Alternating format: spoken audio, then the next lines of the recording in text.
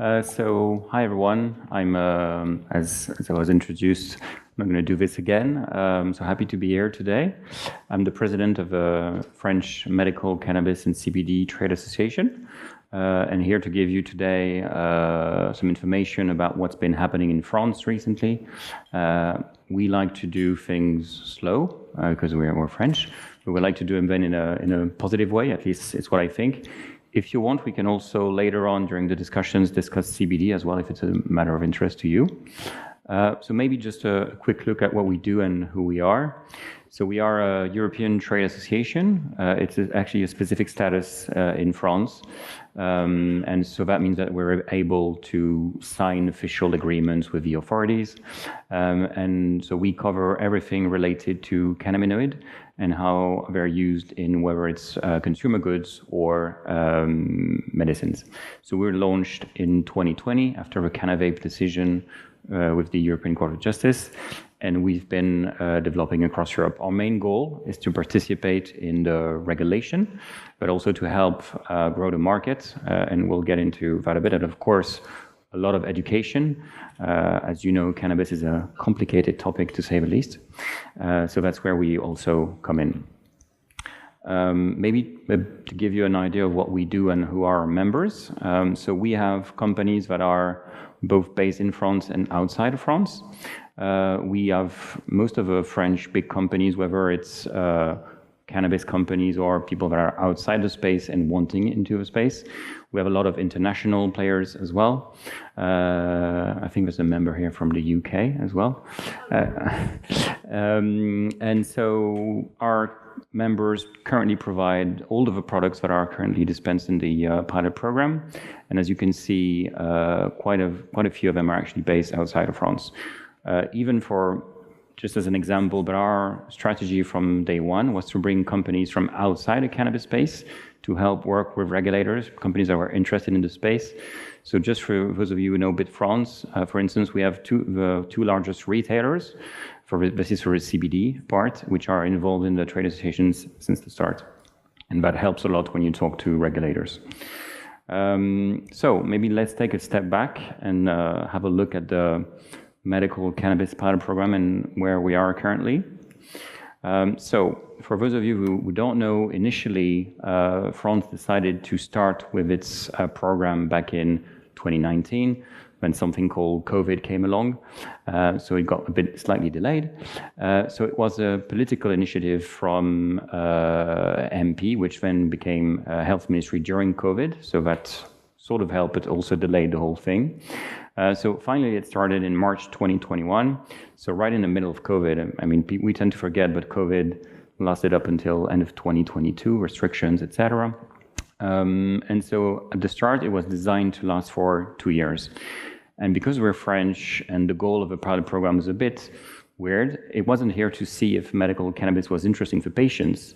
It was to see if the French healthcare system was compatible with medical cannabis. So basically, can doctors prescribe medical cannabis and can pharmacists give out boxes of whatever of medicine? So no surprise, they could. So initially it was supposed to last for 2 years, but as you can see, and as you might have heard, it has been extended quite a few times, mostly because of political delays and of the regulatory work that has been done by the administration.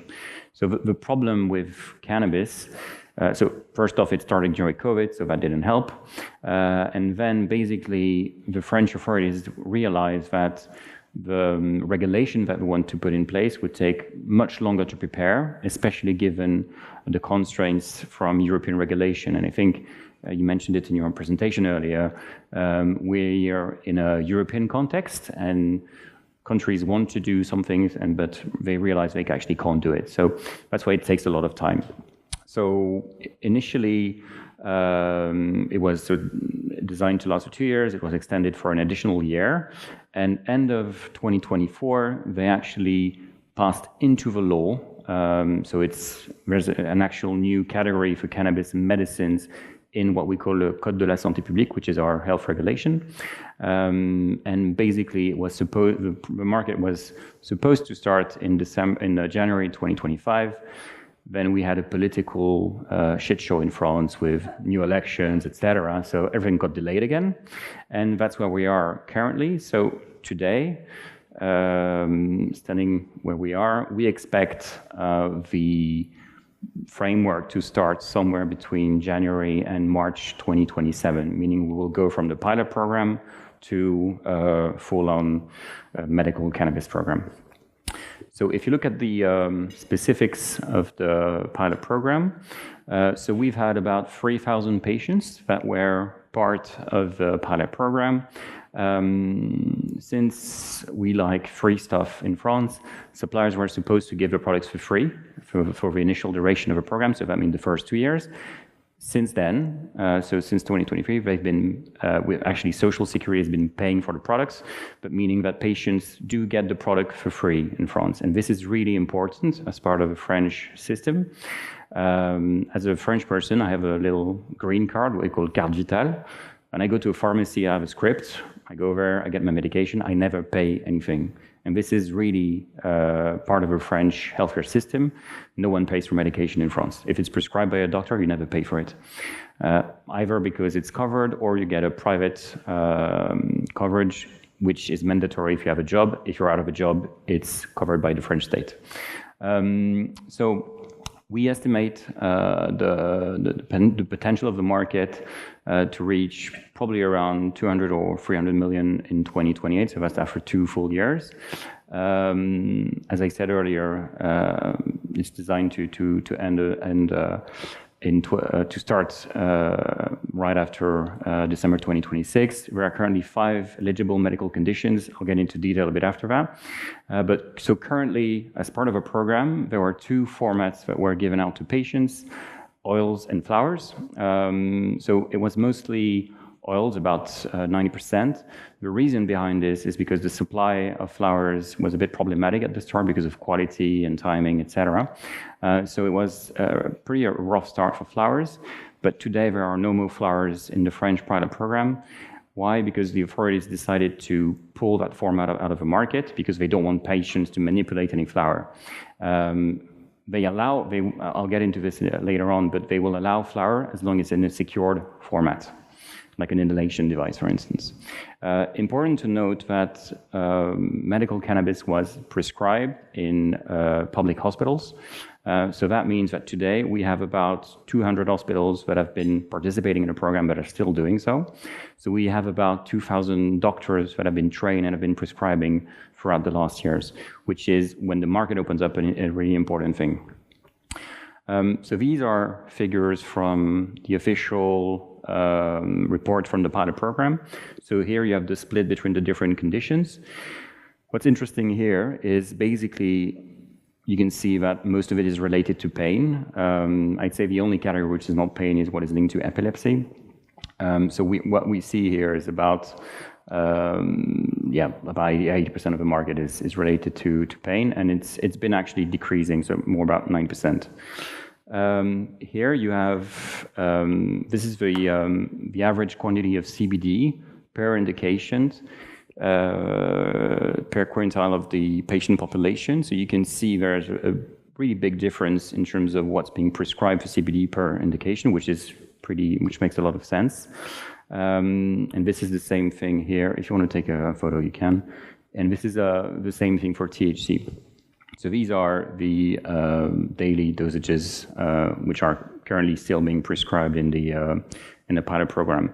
What we've seen is that as part of a framework and initial design of the pilot program, doctors were strongly encouraged to start with CBD, whatever the condition was. So big surprise, but for most of the pain conditions, CBD doesn't work. So some patients got out of a program because of this before they even tried THC. So what we've seen over the last year and a half or 2 years is actually now most patients that are included for pain use THC, whereas they only had CBD for quite some time. And now, yeah, it works better. Maybe let's have a look at the regulatory situation and what the French framework looks like. So, as I said, we like to do complex, heavy regulation. But I think it's a good thing, because when you look at Europe today, I think it's 22 countries now that authorize medical cannabis, but most of them do it under a preparation status, which is good, but it's a local framework, which is never going to go out of this own country. So the way the French designed their program, they wondered if they should go for that same preparation route as most countries do, but they decided to go the European way. So the goal is to use what we call the the common technical dossier, which is what you would usually register for a regular prescription drug in Europe. You've got different modules, so they're going to use exactly the same model. The only difference as compared to another prescription drug is that you won't have to submit clinical data. Everything is based on literature. So basically you have to register a product, a finished product, not a preparation, in France on the market. So that comes with a higher cost in terms of building the dossier, etc. But theoretically, since you're using the European framework, that product in the future could be also authorized in other countries in the longer run. So it's a 5-year authorization, same as for prescription drugs. It's exactly the same system. As I said, bulk flowers are not allowed, only possible with secured inhalation device. But the good thing about having a finished product framework is that you can do any format that you want. If you want to do a capsule, a soft gel, a suppository, a patch, whatever you can think of, an asthma inhaler, you can do it. As I said, you need to do your full CTD dossier, which is a pretty expensive thing to do. And there will be no telemedicine or advertising. So advertising is theoretically banned pretty much everywhere, but we see it in some forms of it in Germany, even in the UK. So for telemedicine, the reason is that we can't do narcotic for now in France, but the day we can do narcotics through telemedicine, it will be possible. In terms of prescription, patients will have to get their first script through a hospital doctor. What we call a hospital doctor in France is pretty wide definition. It could theoretically be in a private clinic as well, because a private clinic is an hospital. But you have to realize, as part of a French system, since everything is free, usually if you have a long-term condition or affliction, you go to a hospital doctor because this is where you have the best doctors and it's free. And usually for if you live in a big city like Paris, you wait for 3 weeks, about a month. So that's okay, I'd say. And then your prescription can be renewed by any GP after the first script. And this is the starting point. It's important to note that I think when Germany started in 2017, conditions were pretty similar, but of course it will loosen up in the future. And I think it's a pretty sensible approach as to make sure that the market grows at a steady pace and not like completely floated with recreational cannabis. So as I said, 5 conditions, and the condition is that existing treatments must be ineffective on these patients. If you look at pain, pain is really a tough one. So most treatments do not work on pain, and theoretically, doctors have to prescribe cannabis as a last resort. What we've seen as part of a pilot program is that doctors actually prescribe cannabis way before other pain treatments, especially opioids, because the risk profile is better. And there is no way from a social security perspective to check what other treatments have been prescribed before, because this is up to the doctor's choice or the patient's choice. This is also an important thing in France. So in terms of distribution and pricing, what's important to note is since you're registering a finished product as you would any other prescription drug, it's basically the same route. So you have to be a licensed pharmaceutical company to distribute your drug in France. So if you can't do it, you can work with a local partner to do it for you. But that is going to be the biggest limitation on the market. The reason behind this is if you want to set up your own French pharmaceutical license, you need about a year and a half and about 1.5 million euros to do it yourself. You need local boots on the ground, you need offices, et cetera, et cetera. So you need to work with a service provider who can do it for you. But when you look at the market in France, you have maybe 4 or 5 companies who can do that as a service on cannabis. That means they have a narcotic license or that they want to do it. or you need to partner with an existing regular pharmaceutical company who already has treatments in pain or epilepsy, but then again, limited options. So in the end, we believe that there are going to be maximum of maybe 8 or 10 companies operating in France on the market with different products, but not what we are currently seeing in other countries. So there will be brand names linked to the product. So one product is one brand name. You can have smaller variations, but that's the spirit. And the product cannot be substituted. So even if you have, let's say, THC 25 CBD 10 oil from 2 different companies, theoretically, it can't be replaced. Important to note that since it's not a preparation market, there are no direct links to pharmacies. In France, every pharmacies get delivered twice a day. So basically, if you go to a pharmacy, they don't have your product, they'll order it and they'll get it at the latest the next day.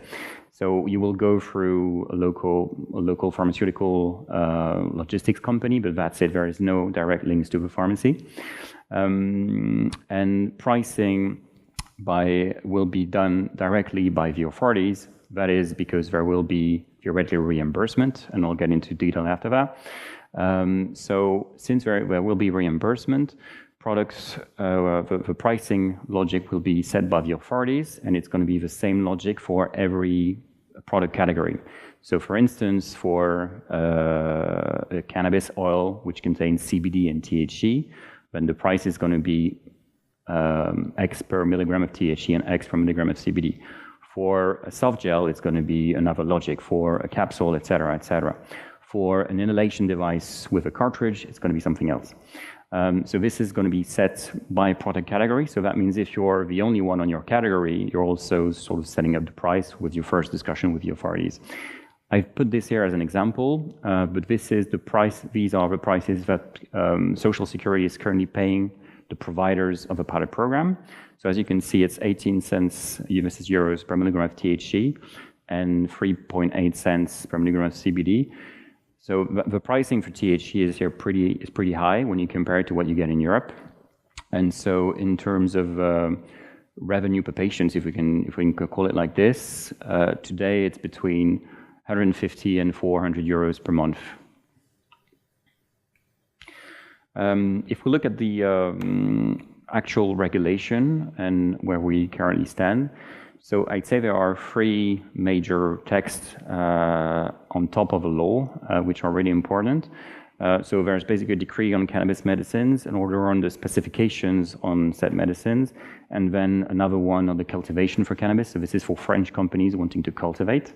It's important to note so that this regulation was notified to the European Commission, so you can find them online pretty easily, and it's translated in like 20 different languages. So it's pretty, you can find the information you want. We're still waiting for 3 important missing pieces of regulation, which is currently being discussed, and we have the drafts for most of them. So the first one is on reimbursement, and this is really an interesting and important piece. There's one which is one on pricing, which is the one that follows the one on reimbursement. And then there's an important one on the training for prescribers, which should be mandatory. The question is, how do they enforce that?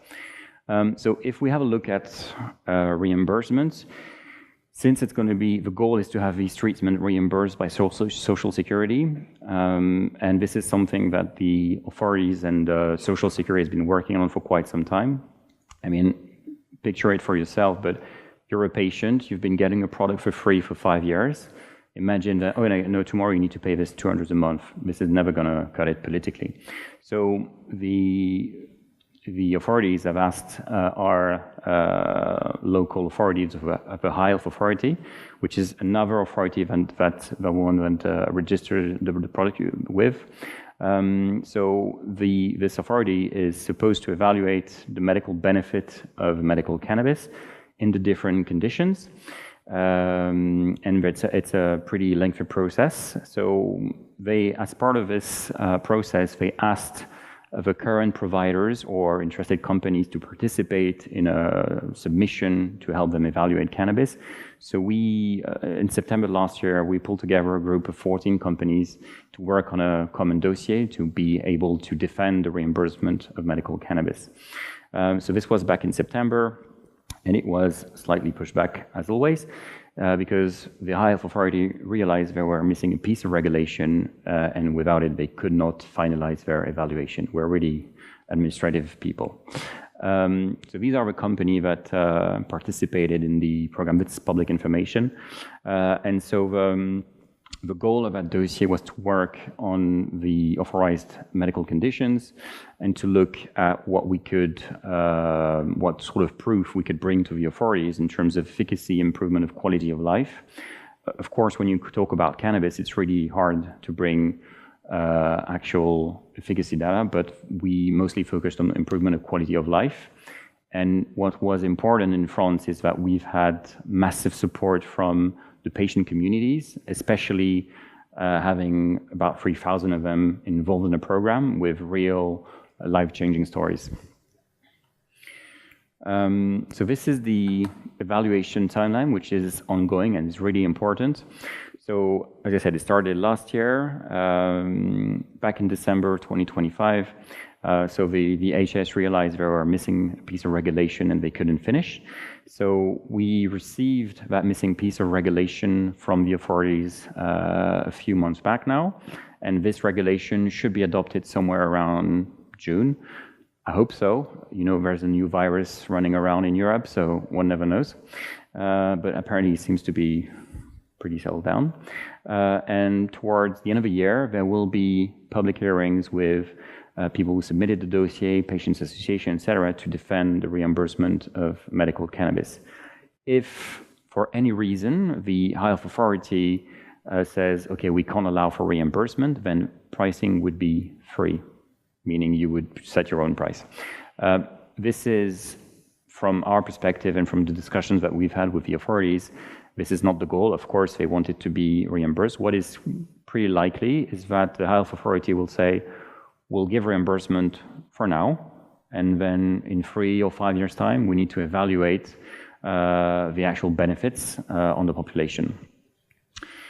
So this is a slide which actually comes from the French government. So it's just translated, but it's the exact slide, which was presented back in February. So this is the latest timeline for the regulation, etc. Sorry, a lot of text regulation. It's a bit complicated. So as you can see, we're in the getting closer to the end of May deadline. So we basically received the regulation on pricing and reimbursement, the one I mentioned about pricing with product categories, et cetera, and reimbursement. We made our comments as an industry association. Now they're being finalized. It should be sent to our Conseil d'État, which is like the administration, we need to validate everything. And then it should be published somewhere towards end of June. I personally expect it to be more towards mid-July, end of July. It's important to note that as soon as the text has been validated by this Conseil d'État, it cannot be changed anymore, meaning that even if we have a political change in government, we're not allowed to change the regulation. And this is really important because, as you might know, we have an election coming up in about a year. So this might be important. So we'll have the final details on reimbursement, on pricing mechanism, etc., towards this autumn, meaning that we'll have an idea of the final economics. What we already know, the prices I gave you earlier are probably going to be somewhere pretty close to this. One last thing I wanted to share, and I think it's really something that is going to be looked at both from the authorities, but also maybe from other countries in the long run. So as part of regulation, the authorities have put in place a mandatory data collection. So the goal is to evaluate cannabis in the long run. It's pretty similar to observational study after authorization of a drug. So these are the different things that they want to check. So basic information on patients, etc. But what's complex with medical cannabis is one single patient can have products from different suppliers or companies.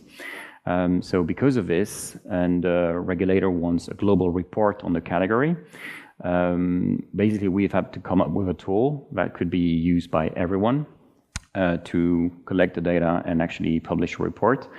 What's really important here is that we are measuring two things on efficacy and one on quality of life. And this is going to be, we potentially use in the future to defend for the reimbursement of medical cannabis. So what's interesting with this is that it's a state, not a state sponsor, but at least an obligation because of a regulation. And it's something that will have to be validated by the health authorities in terms of methodology, etc., and collection and the way we store data as well. But meaning that we'll be able to publish official articles and studies on this. So we'll have some sort of state-backed official data from cannabis patients, and this is for all, theoretically all patients, not a small group, just all patients should be doing this. So doctors will have to fill this out. We're going to try and pull the data automatically from the softwares, etc. But also patients will have to fill it out in terms of efficacy, quality of life, etc. So we're currently working on the tool and on the questions also with various French institutions. It's important to see that this is something that, the regulators have been trying to push for quite some time, also outside of cannabis, especially for new treatments. And this is also data that could be used in the future to push for, I'd say, wider use of medical cannabis in Europe. In terms of next steps, practical next steps, because we've talked a lot about regulation. So theoretically, as soon as the texts are adopted around June, that means that companies are able to register their products in France, so their finished products.